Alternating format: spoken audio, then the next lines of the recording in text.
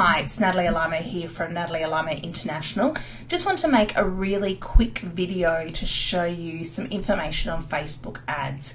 So I have one of my customers that have set up her own Facebook ads, and as a first attempt, she did a great job. However, she asked me to have a look at it, and what I've seen is that there are a few different things that we can make some improvements on. So I just want to talk through quickly what was done in the campaigns and what different things we can improve on. So you'll see here we have the campaign called Venture Launch Ads. We have a start date and an end date. Now this is no rhyme or reason, it's completely up to you if you want to put a start and an end date. I personally don't put start and end dates because I just track mine every day or every couple of days so I know what's going on. And the same with the budget. I don't have a lifetime budget, I generally set a daily budget so that I can control what's happening each day and I can stop it or start it depending on how it goes, but that is completely up to you. So you'll see here this campaign ran from the 3rd of April to the 20th of April. They had a budget of $75 and they've actually spent the whole $75. So if we go through here to the campaign, we can actually see what happened during this campaign. So I'm going to go here and see the last 28 days, which will cover the whole campaign. So over the campaign period, we reached 150,000 people. Each person only saw the ad 2.1 times. Now, this is not huge. Old research does show us, and when I mean old, it's as in it was done a few years ago, which doesn't mean it's out of date, that people need to see your brand or product or name 5 to 7 times before they're going to take any action. Now, just because you advertise something 5 to 7 times doesn't mean they're going to see it every time. And that is why consistency is really important. And frequency, 2.1 for every person that saw it. It's not a huge amount. We generally want that to be a little bit higher. Social reach is the interaction with other people and their friends. So if I was to see something and if you're my friend and you saw it, so that number is reasonable. 25 connections, so that's 25 likers, new likers to the page. For $75, let's work that out. If we do 75 divided by 25, that's $3 a fan. I personally think that's a little high. It wouldn't have been, you know, different ad campaigns that I've run, we can get it down a lot lower than that. So that's something to consider. 134 clicks, not too bad. Average click-through rate is 0.04. Generally want to aim for, as a beginning, anything 0.02, so that's not too bad, and we spent $75.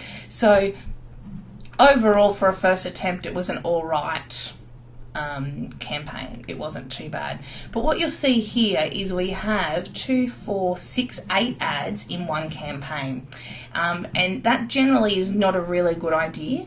What happens is Facebook will favor one ad, and the one that's performing the best will get most of the clicks.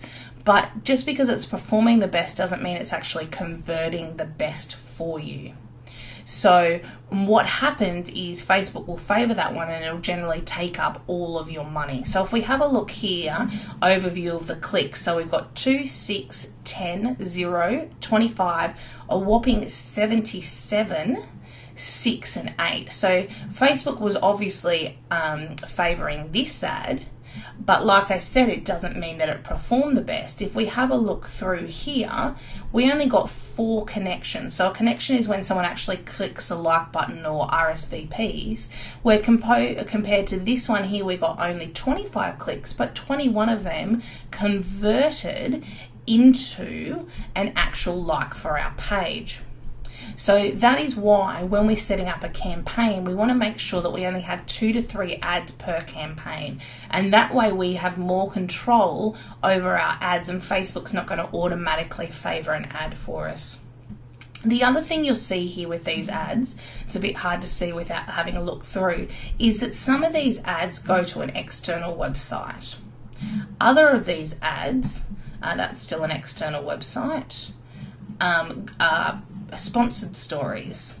Other of them are liking certain pages. So they're all over the place in destinations. And again, Facebook will change the amount that you're going to pay based on whether you're sending someone internal to Facebook or external to Facebook.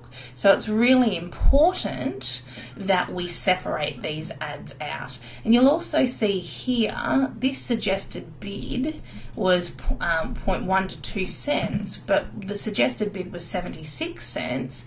And it seems that the suggested bid was the same for every single ad, which means on some of the cases we're probably paying a lot more than we needed to based on those demographics. The actual bid that we paid was only about 50 cents for most clicks, but if the suggested bid is 1 to 2 cents, still 50 cents is quite a little bit more than what we should have been paying. The other thing that's really important with your Facebook ads is targeting. So what you'll see here in regards to targeting, each of the ads are targeting the same amount of people. What's different is the destination and the copy of the ad. However, the targeting is really not that precise. So we're targeting 8.6 million people.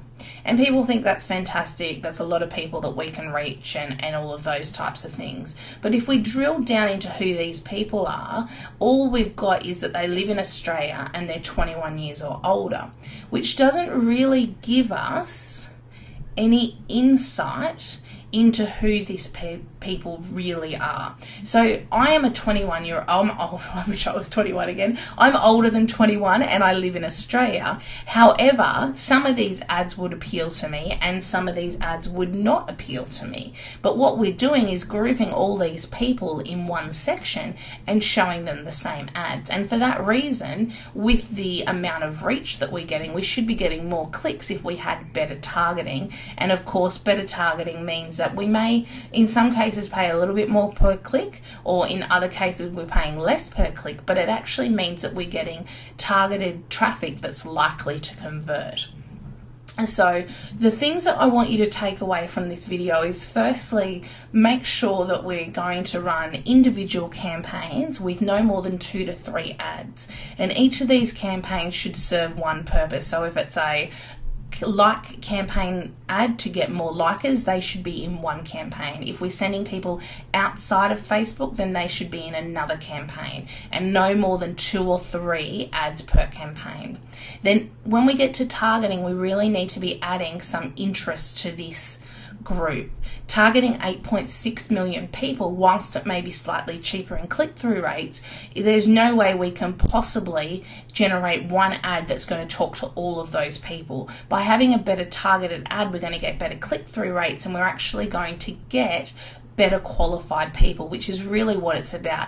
Yes, having a good click-through rate is important, but the main thing is making sure that we're attracting people to our business that are actually going to convert in the future. So we've got campaigns, 2 to 3 ads per campaign.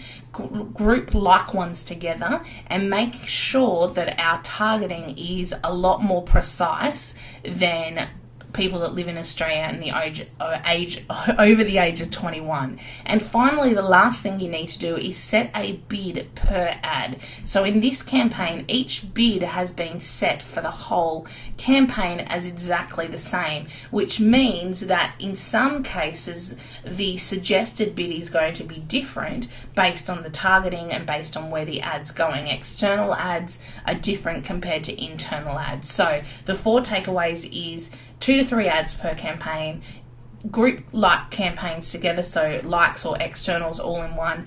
Get really clear on your targeting and set a bid per ad, not per campaign. So they're my tips based on this experience with Facebook ads, based on this data that we've got. So I hope you really enjoyed this. It's Natalie Alimo from Natalie Alimo International, and please let me know if you've got any questions, and I'll see you next time.